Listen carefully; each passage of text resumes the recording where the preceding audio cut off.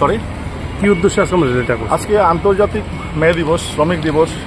এটা বিগত 2 বছরের কঠোর পরিশ্রমের পর শ্রমিকের যে অধিকার, শ্রমিকরা যে 2 বছর আগে মালিক পক্ষ থেকে বঞ্চিত, নিপীড়িত, তারই আওয়াজের পরিপ্রেক্ষিতে শত শত মানুষের, শত শত শ্রমিকের রক্ত জড়ানো আজকের এই অধিকারের দিন।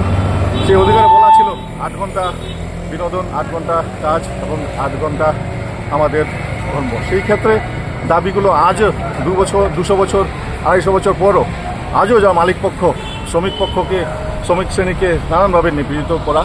কিন্তু আমাদের উদ্দেশ্য এটা নয়। আমাদের যারা পূর্বপুরুষ ছিলেন তারা আমাদের জন্য, আগামী প্রজন্মের জন্য যেটা কষ্ট করে এই দিনটাকে দিয়ে দিয়েছেন শ্রমিকের অধিকারের দিবস হিসাবে, আন্তর্জাতিক মে দিবস হিসাবে, আমরা সেই খুশিতেই আজকে আমাদের এই শ্রমিক দিবস পালন করছি।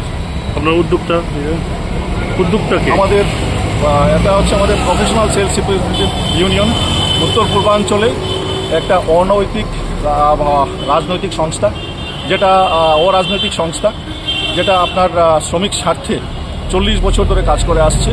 আমরা বিশেষ করে যারা ঠিকাপ্রথায় নিযুক্ত বেসরকারি কোম্পানিগুলোতে চাকরিরত, এখানে আমাদের কনজিউমার্স সেক্টরের লোক আছেন, এখানে মেডিকেল সেক্টরের লোক আছেন।